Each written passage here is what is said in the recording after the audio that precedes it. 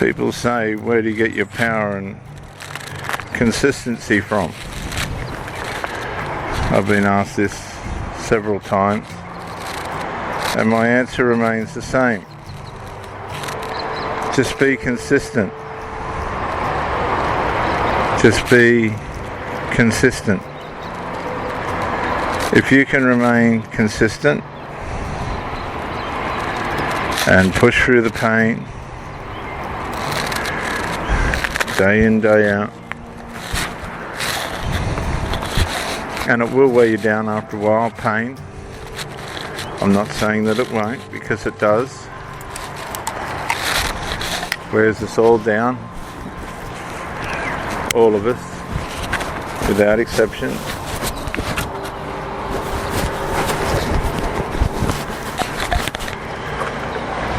In the long run, you'll sustain a baseline level of strength and fitness. And that baseline will uphold you when things get really tough.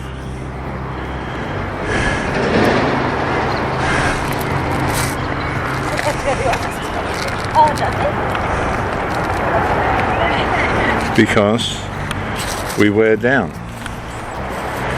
We just wear down. Now, when you wear down, you don't have to stay down. That's the secret to just being consistent.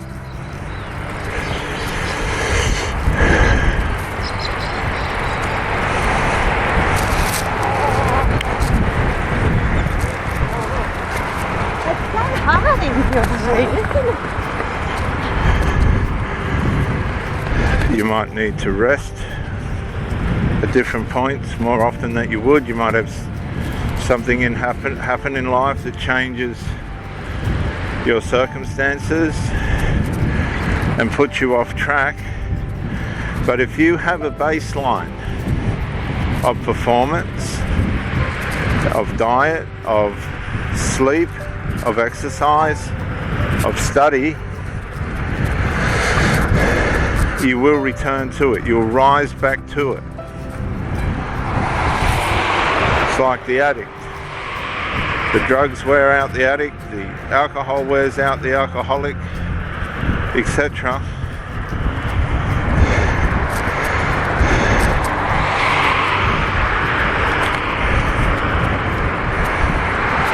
But once they come back and refresh, they rise again to it, and they go straight back down the muck hole that put them where they are. It's repetitive. It's all repetitive. It all repeats on itself. It just keeps reoccurring. We return to our baseline. I've gone into relationships and I've seen the trouble from the start, right from the start.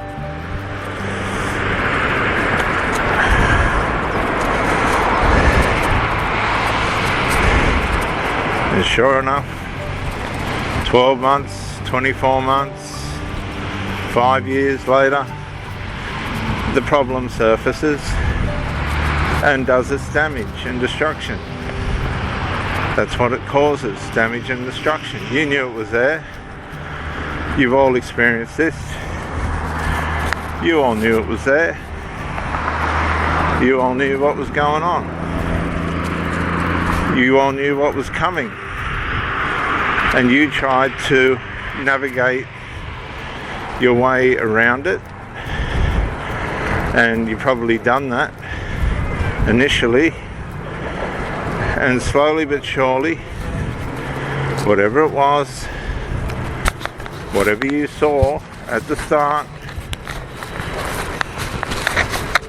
has found its way of creeping up on you and undoing all your good work. All of it, not some of it.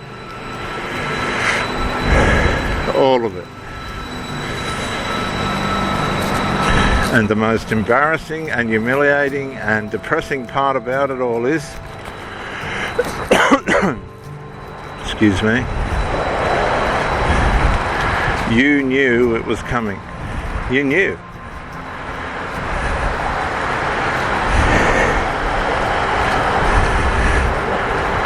And really, for all your effort and time and give, take, care and share, you couldn't stop it. You had nothing.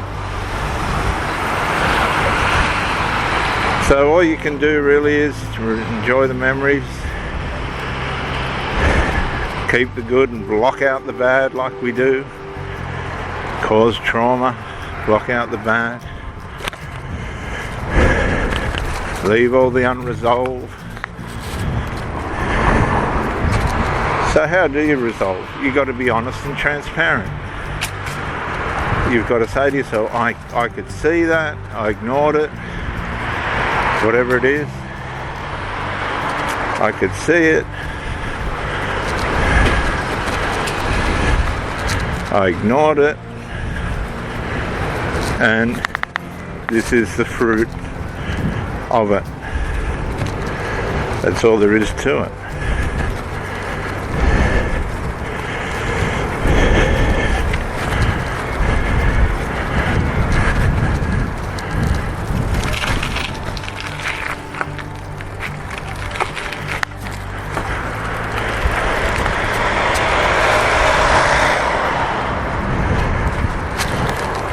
And until you're prepared to do that, you're just going to have to sit there and go, well,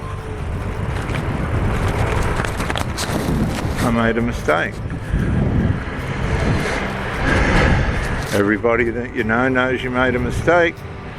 You gave it a go. They knew there were problems that couldn't be fixed.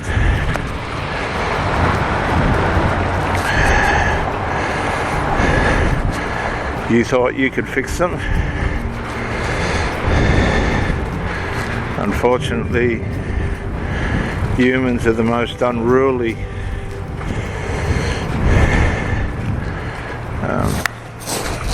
and clever species. So that didn't work.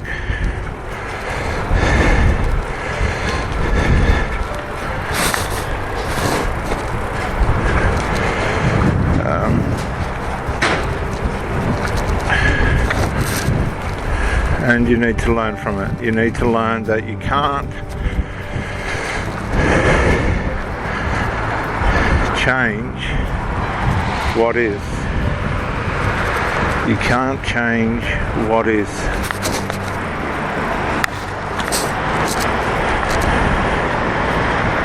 And the sooner you realise this, the better. The better for yourself. And the better for everyone else around you, because there's some relationships, intimate relationships, that you just shouldn't get involved in. And by nature, when we get involved in relationships, we want to do the right thing. We want to commit ourselves and perform well and be good and all that.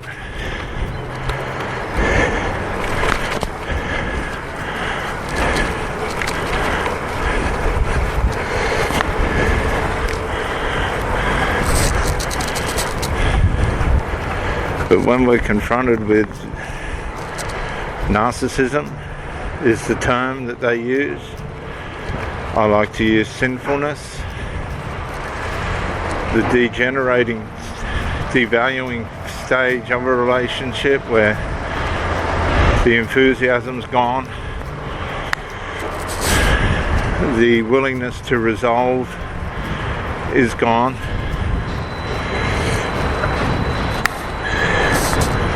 The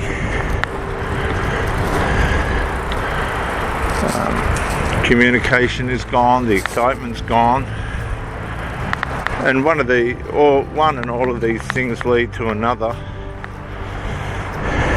There's outside intrusions and family dissensions, and one thing leads to another, And just because somebody stays with you doesn't mean they're an ally. A lot of these people are split, and if push comes to shove, you'll come off second best, believe it. You will come off second best.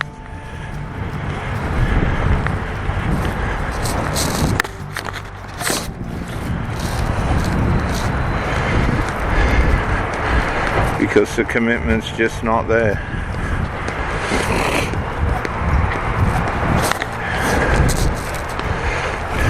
You're just a form of supply,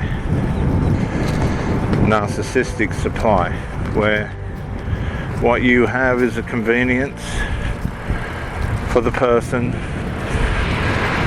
to, in the spiritual and soul realm, consume.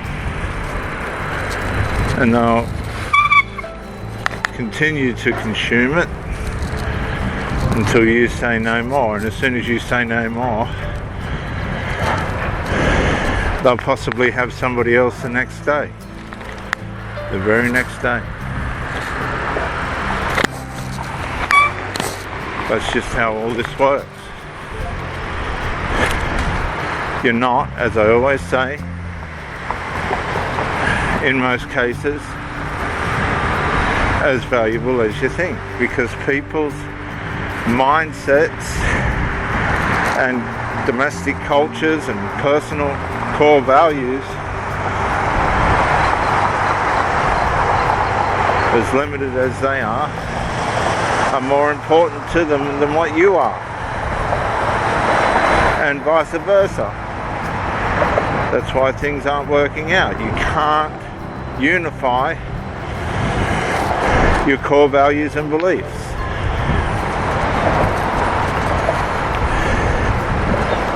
And sometimes it's hard to come to terms with that and say, look to yourself, look, I have to be real here. I just don't feel that this is right for me.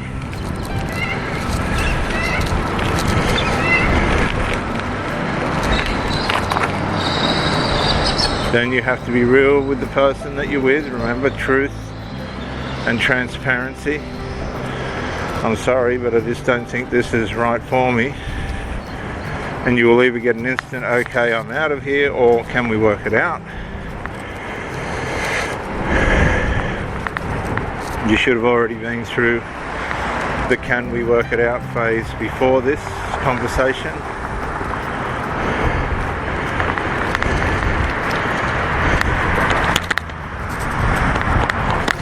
And then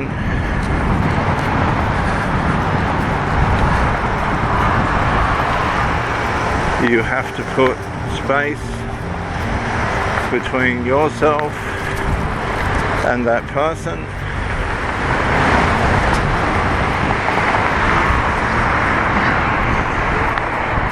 Because accidents can happen.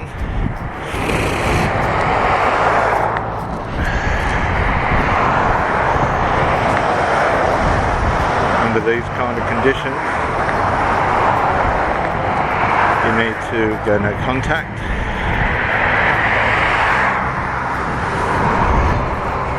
Look inside and look up ahead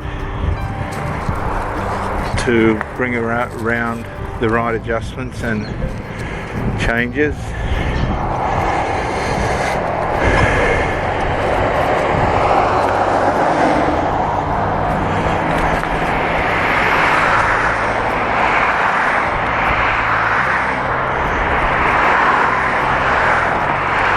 And you need to move forward and never, ever, ever